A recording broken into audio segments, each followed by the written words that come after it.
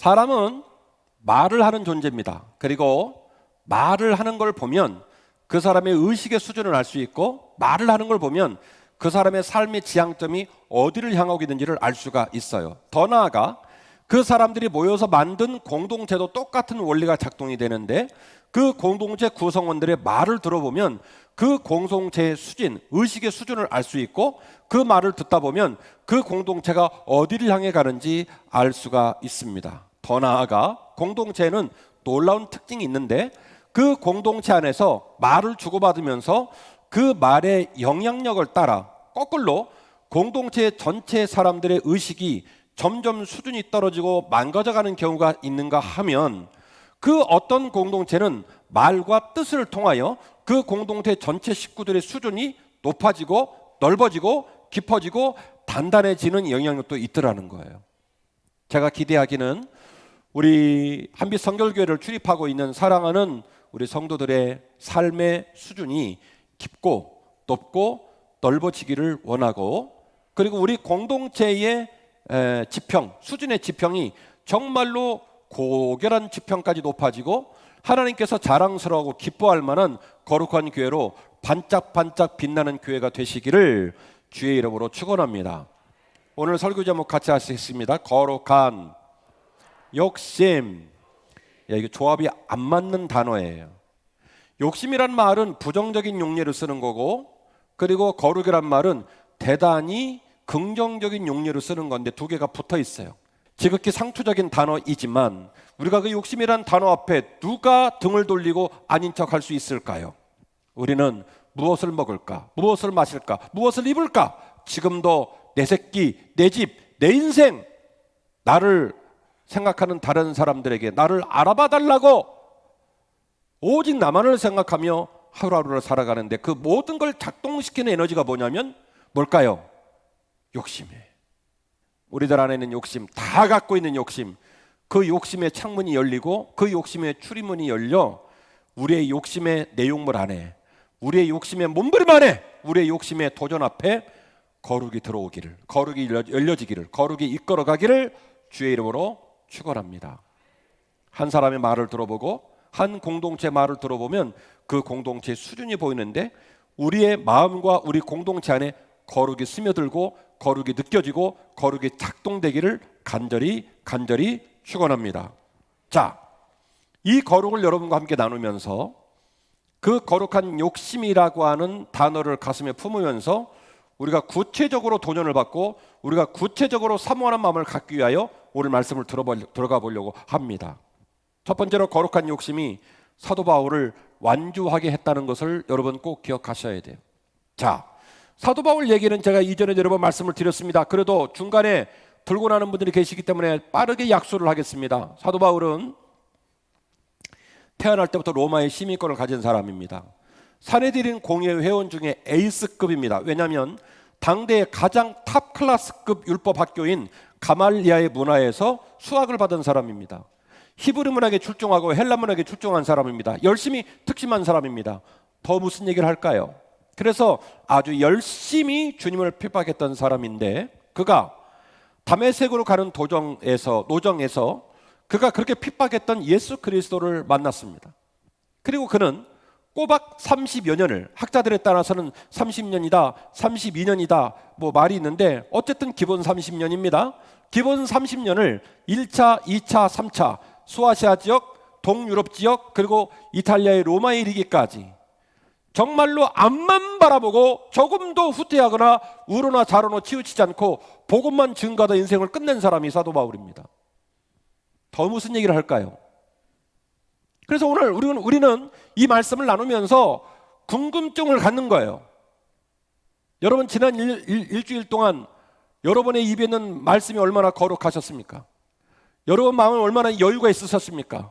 여러분의 삶의 자리에 인간다움과 인생의 비전을 위해 얼마나 기도하셨습니까?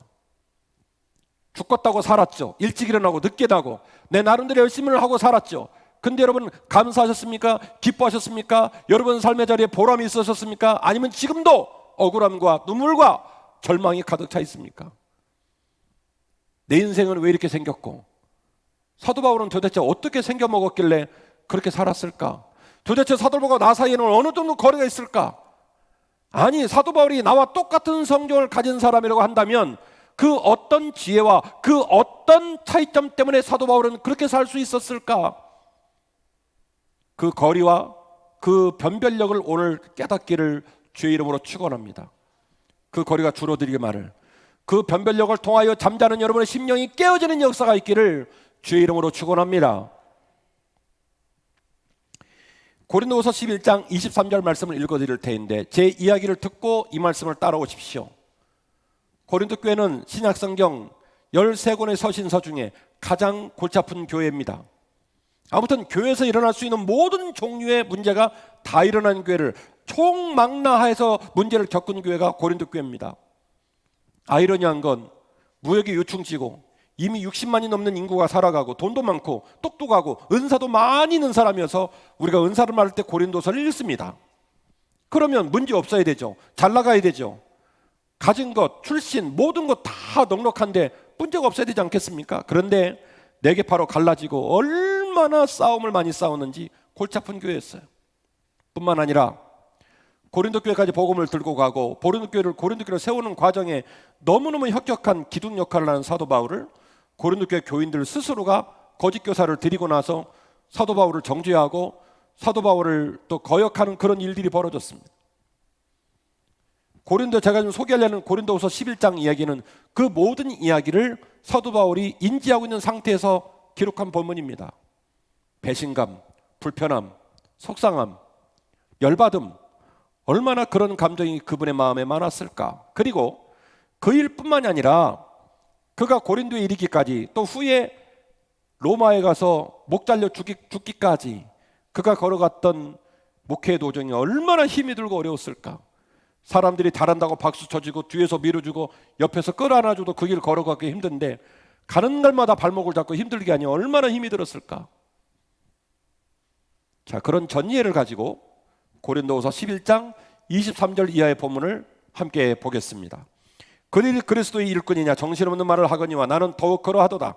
내가 수고를 넘치도록 하고 옥에 갇히기도 더 많이 하고 매도 수도 없이 맞고 여러 번 죽을 뻔하였으니 유대인들에게는 40에 가나 감한매를 5번 맞았으며 3번 태장으로 맞고 1번은 돌로 맞고 3번 파선을 하고 일주일을 깊은 바다에 지냈고 여러 번 여행하면서 강의 위험과 강도의 위험과 동족의 위험과 이방인의 위험과 신의 위험과 광해의 위험과 바다의 위험과 거짓 형제 중에 위험을 당하고 또 수고하며 애쓰고 여러 번 자지 못하고 줄이며 목마르고 여러 번 굶고 춥고 헐벗었노라. 사도 바울은 고린도 교인들에게 배신을 당했습니다. 감히 고린도 교인들이 어떻게 사도 바울을 배신할 수 있을까요? 그 말도 안 되는 일이 일어났습니다. 그리고 지금 고린도 교인 아니라도 사도 바울은 매로 두들겨 맞고 굶어서 죽기 직전이고 바다에 빠질 뻔했고 고생도 그런 고생이 없습니다. 그런데 그 모든 고생을 열거하고 난 후 28절에 보면은 이렇게 사도 바울이 자기의 신앙을 고백합니다.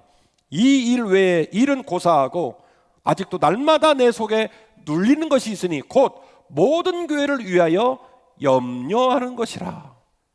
사도 바울이 말한 거예요. 그 앞에 모든 고생을 나열하고 우리 같으면 어떻게 해요? 모든 고생을 쫙 나열하고 내가 이런 사람이요. 그러니까 눈 깔어. 내가 이렇게 고생한 사람이야. 나 알아줘. 그래야 되잖아요. 그런데 사도 바울은 말해요.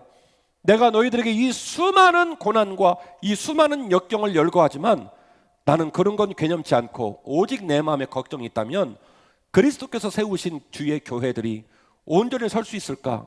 이 생각 말고는 없다. 이 이야기예요. 자, 느껴지십니까? 사도 바울의 언어를 우리가 들었어요. 이분의 수준, 이분의 지향점 느껴지십니까? 보통 사람은 아니에요. 사도 바울의 의식의 수준과 사도 바울의 삶의 지향점이 어쩌면 이렇게 우리와는 다를까? 어떻게 이럴 수 있었을까? 그 이유는 사도 바울 안에 거룩한 욕심이 가득 차 있었기 때문입니다. 좀 더 정확한 표현으로 말씀을 드리면 거룩한 비전, 거룩한 사명이 가득 차 있었기 때문입니다. 그리고 여러분이 하도 말씀에 순종 안 하고 안 따라오니까 제가 그 뒤에다가 욕심이라는 단어를 어거지로 붙여 넣었어요. 거룩한 욕심. 인생을 뒤집는 일은 인생이 달라지는 일은 설교 듣고 은혜 받았다고 그냥 되는 일이 아니에요. 저항해야 되거든요. 몸부림을 쳐야 되거든요. 그래도 못 벗어나요. 그래도 일어서지를 못해요. 우리는 똑똑해서 우리의 의지와 우리의 마음을 가지고 삶을 이끌어가는 것처럼 말하지만 옆에서 보면 가관이 아니거든요. 환경에 함몰돼요. 환경에 포로돼요. 환경에 눌려서 소리 한번 못 지르고 그냥 살거든요. 그래서 용기를 내셔야 돼요. 그래서 도전하셔야 돼요. 그래서 간절해야 합니다. 제가 오늘 운동하지 않은 거룩한 욕심이라는 단어를 여러분에게 자극적으로 계속 드리고 있는 거예요. 우리의 욕심의 문을 열고 그 가득한 세속적이고 나만을 위한 욕심의 공간 안에 우리 주님을 위한, 우리 하나님을 위한 욕심을 담아내시지 않겠습니까? 어떻게 사도 바울이 이런 고백을 할 수 있었을까? 바로 오늘 본문의 말씀에 답이 있습니다. 로마서는 사도 바울이 제3차 전도여행 기간에 쓴 성경이고요. 로마에 흩어져 있는 교인들을 위한 메시지입니다. 사도 바울이 서신서 중에 거의 말미에 있는 성경 말씀이고, 로마서는 15장이 종결장이고 16장은 추심편이라고 말씀을 드렸으니 오늘 15장에서 로마서가 끝나가고 있는 거예요. 그 마지막 끝나가는 마지막 단계에 사도 바울이 권면을 뭐라고 하고 있는지 아십니까? 같이 보겠습니다. 로마서 15장 22절. 그러므로 또한 내가 너희에게 가려하던 것이 여러 번 막혔더니, 보니까 로마에 흩어진 교인들에게 준 메시지이지만 기록 장소가 로마는 또 아닌 것 같아요. 신학자들의 연구에 따르면 지금 사도 바울은 제3차의 전도 여행 기간 중 고린도에 있는 것으로 추정을 하고 있습니다. 그래서 고린도에서 가까운 로마에 있는 성도들에게 편지를 쓰고 있는 거죠. 이제는 이 지방에 일할 곳이 없고 또 여러 해 전부터 언제든지 서바나로 갈 때에 너희에게 가기를 바라고 있었다. 아주 뜻밖의 단어가 나옵니다. 서바나라는 단어는 심지어 목회자들도 잘 기억을 못하는 단어입니다. 왜냐하면 성경에 안 나와요. 서바나를 직접 갔다, 서바나에서 복음을 증거했다, 서바나에서 이런 역사가 있었다, 이런 얘기가 안 나옵니다.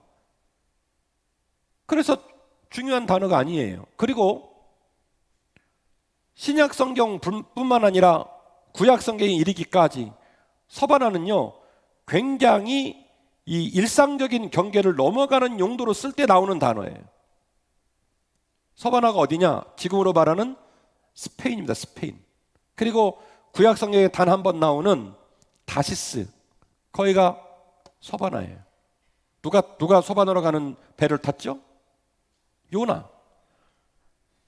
이스라엘에서 가장 먼 곳을 가는 배가 딱 요나를 기다리고 있어요. 요나가 그 배를 탄 거예요.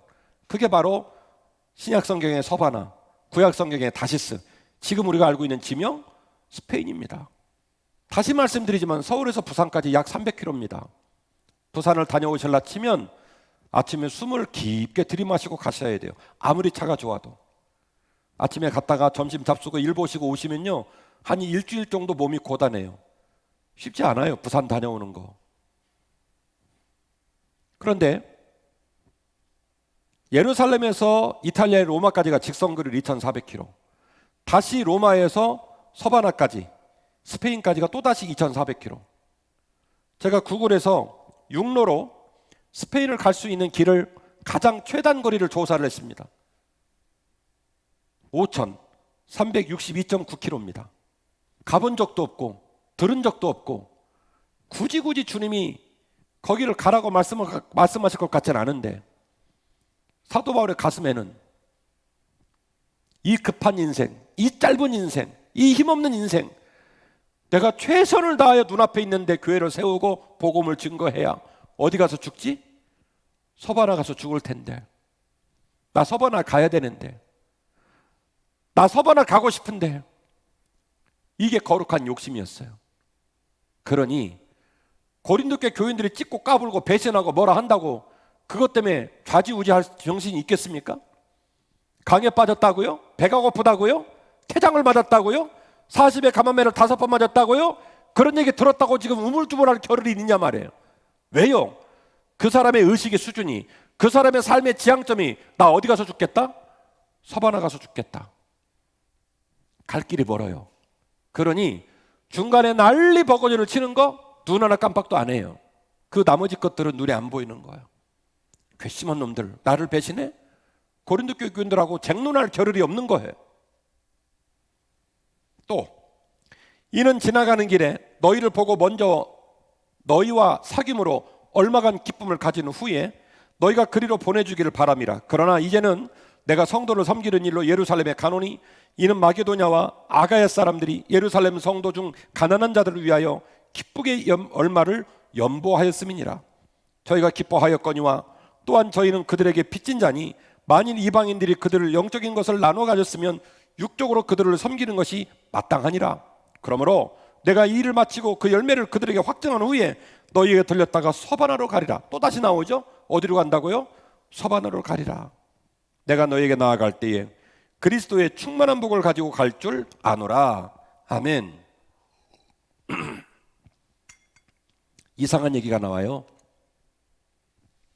자기는 무조건 서바나 간대요. 죽어도 간대요. 누가 막아도 간대요. 자기 인생의 비전의 방향은 서바나래요. 그러면 가면 되죠. 왜냐하면 이미 예루살렘에서 이탈리아에 거의 가깝게까지 간 거예요. 고린도는 빌립보에서 데살로니가 쭉 베레아 내려가서 고린도를 갔으니까 좀만 더 올라가면 이탈리아거든요. 가야 돼요. 근데 오늘 본문에 보니까 뜻밖의 얘기를 합니다. 자기가 다시 예루살렘으로 간다네요. 정신 나간 사람 아니에요? 언제는 서바나 간다며요. 예루살렘에서 서쪽으로 서북진을 해서 2,400km 중에 거의 2,000km를 간 거예요. 그러면 계속 서북진을 해서 서바나를 가면 되죠. 근데 거꾸로 다시 예루살렘을 간다는 거예요. 정신 나간 사람 아닙니까? 근데 그가 왜 그런 결정을 내리느냐? 마게도니아와 아가야 성도들이 연보를 준비해서 선교원금과 구제원금을 마련해 준 거예요. 갈라디아서 2장을 보니까 예루살렘 교회와 본토교회 교인들은 이방 교회 교인들이 본토교회 교인들을 극심한 이 가난함으로 죽어가고 있는 교인들을 돌본다고 한다면 선교원금과 구제원금을 당신이 담당해 줘라고 그 업무를 누가 맡았냐면 바울이 맡았어요.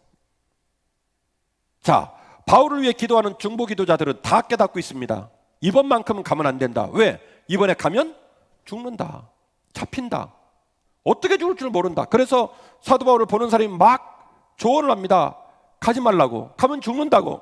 그렇게 조언을 함에도 불구하고 사도 바울은 우기고 예루살렘을 가겠다는 거예요. 그 이유가 뭐냐면 지금 예루살렘 성도들 중에 굶어 죽는 사람이 부지기수거든요. 근데 잘 아시는 것처럼 데살로니가도 고린도도 빌립보도 에베소도 무역의 요충지라 겁나게 잘 사는 도시들이에요. 인구가 전부 다 60만이 넘어요. 지금도 성주절로 가보면 그 시대에 세운 건축물들의 아름다움이 지금 우리가 봐도 기가 막힐 노릇이에요. 물질로 풍부합니다. 힘이 있습니다. 그 넉넉함을 안주하지 않고 그들이 그 물질을 우리에게 복음의 빛을 지기 위한 예루살렘 교회 성도들에게 갖다 줘야 되겠다고 마음을 먹은 거예요.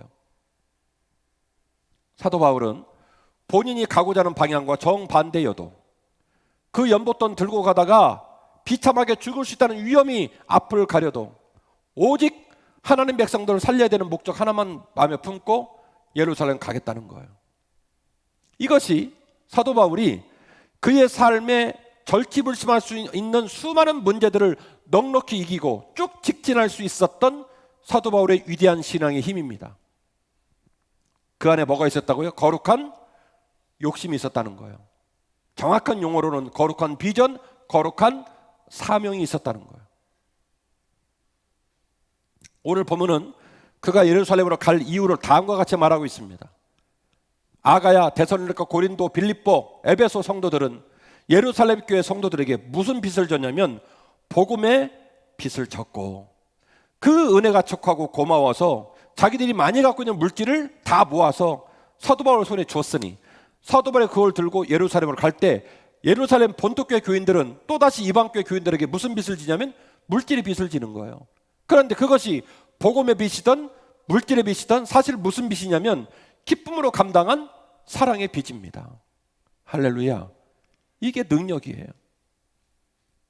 사도 바울은 그 하나님 백성을 살리는 일이 그의 삶의 비전이었고 욕심이었고, 또한 복음을 증거하되 세상 끝까지 복음을 증거하는 것이 사도 바울의 인생의 마지막 거룩한 욕심, 비전이었기에 그의 삶을 흔들리게 하고 무너지게 하고 어렵게 하는 모든 것들을 뚫고 그 사명을 위하여 헌신할 수 있었다, 이 이야기입니다. 그러므로 우리에게도 거룩한 욕심이 필요한 줄로 믿습니다. 우리의 마음, 우리의 언어에 우리의 인격과 우리의 수준이 담겨져 있어요. 지나온 날은 지나온 날로 놔두고 오늘 이후로 여러분 저항하시기를 바랍니다. 여러분의 가슴 안에 거룩한 욕심의 문이 열리고 거룩한 욕심이 깃들기를 간절히 소원합니다. 신앙생활은 말로 가는 게 아니에요. 신앙생활은 관직을 줬다고 되는 문제가 아니에요. 사도 바울의 가슴에 거룩한 욕심이 활활 불타오르고 있었던 것처럼 우리 가슴에도 거룩한 욕심이 시작되고 그 거룩한 욕심 때문에 열반응이 나오고 그 거룩한 욕심 때문에 몸부림치는 저항이 필요하다는 겁니다. 우리의 선포에서 기회와 절망이 교차합니다. 여러분이 입술을 지키고 말을 지키고 마음을 지켜야 그 선포 한마디에 기회가 오든지 또다시 더 깊은 절망의 문이 열리든지 항상 축복과 화가 교차합니다. 우리의 동역과 일치에 우리 공동체에 명운이 달려 있습니다. 우리가 거룩한 욕심을 우리도 가져야 될 텐데, 첫 번째 어떤 거룩한 욕심이 필요하냐? 간절한 기도가 필요하다는 거예요. 그 거룩한 욕심을 이룰 수 있는 첫 번째 실천적 제안으로 간절한 기도가 필요하다는 말씀을 드리는 거예요. 왜냐? 거룩은 들었다고 되는 문제가 아니거든요. 왜냐? 신앙생활에 뒤집어지는 역사는 설교를 들었다고 저절로 내 삶에 들어앉지 않거든요. 기도하셔야 돼요. 코로나는 두려운 존재가 아니라 불편한 존재예요. 그 불편함을 인지한 상태에서 여러분의 신앙을 회복하시고 바로잡으시기를 주의 이름으로 축원합니다. 여러분, 우리가 스스로 믿음을 회복하고 기도를 회복하고 예배를 회복하는 일이 만만하지 않아요. 첫 번째 기도하실 것은, 하나님, 제 마음을 변화시켜 주십시오. 제 마음이 더 착해지게 하시고 더 깊어지게 하시고 진짜 믿음 있는 사람으로 바꿔지게 해주십시오. 제 마음이 깊어지게 하시고 제 마음이 넓어지게 하시고 제 마음이 뜨거워지게 해주십시오. 소빙 간격 말고, 관직만 붙들고 사람들에게 상처 주는 어이없는 직분자 말고 진짜 하나님 직분에 걸맞는 모습으로 내 믿음을 붙잡아 주십시오. 기도해 주십시오. 기도하지 않으면 우리는 하나님을 기대할 수가 없어요. 기도하지 않으면 우리는 우리가 무엇을 지향하고 있는지, 우리가 무엇 때문에 존재하는지도 기억할 수 없어요. 저는 생각했습니다. 사도 바울이 어떻게 30여 년을 하루처럼 살았을까? 아마도 그는 서럽고 힘들고 어려울 때마다 기도로 이겼을 거예요. 아마 제 생각이 맞을 거예요. 40의 가마매를 5번 맞을 때도 기도로 이겼을 거고요. 배고파서 죽을 뻔했을 때도 기도로 이겼을 거고요. 고린도 교회 교인들이 자기 배신해갖고 그렇게 서러울 때도 아마 기도로 이겼을 거예요. 사도 바울이 그런 비전을 가지고 유럽의 첫 땅을 들어가 빌립보를 들어가니, 죽기를 불사하고 기도하고 빌립보를 들어가니 하나님께서 비단 장사 루디아 거상을 붙여주셔서 그 두려웠던 빌립보 땅에 복음이 들어가게 하고, 베레아, 데살로니가, 고린도를 지나게 가기까지 브리스길라와 아굴라를 붙여주시고 아볼로를 붙여주시고 수많은 동역자를 붙여주셔서 사도 바울이 사명을 감당하게 하신 거예요. 소아시아 교회, 동유럽, 이탈리아 이르기까지. 이게 무슨 얘기냐? 우리가 주차장 문제라든지 우리의 비전에 있어서 걸림돌이 되는 문제를 가지고 제가 기도하지 못했다고 여러분에 말씀드린 이유를 말씀드리는 거예요. 사도 바울이 뭐라고 그 넓은 공간을 다 섬길 수가 있었겠어요? 사도 바울의 눈물의 마음과 사도 바울의 비전을 공감해줬던 동역자들이 요소요소에서 디도 그리고 디모데, 수많은 동역자들이 사도 바울의 분신이 되어 그 사명을 감당해 줘서 그 어마어마한 사명을 감당하게 된 겁니다. 기도하셔야 된다는 거예요. 여전히 교회에는 하나님을 사랑하고 하나님이 기뻐하실 만한 믿음을 지키려고 몸부림치는 사람이 저는 여전히 많이 있다고 믿어요. 코로나19의 폭판에서 수많은 사람들이 현재 계류 상황에 놓여 있습니다. 신앙을 결정짓고 자기가 믿고 따를 만한 교회를 고민하고 있습니다. 그래서 우리가 거룩한 소문을 내야 하는 거예요. 다시 전도를 시작하고, 그리고 우리 교회가 어떤 비전과 어떤 가치와 어떤 건강성을 갖고 있는지를 열심히 홍보하셔야 해요. 하나님이 기뻐하시는 성도들을 다시 모아줄 줄로 믿습니다. 우리가 할 수 없으면 하나님이 하실 수 있습니다. 기도하십시다. 그리고 열심히 전도하고 홍보하고 앞장서서 하나님이 기뻐하시는 거룩한 교회를 향한 거룩한 욕심을 가지고 주님 뜻 이루어드리는 저와 여러분이 되시기를 주의 이름으로 축원합니다.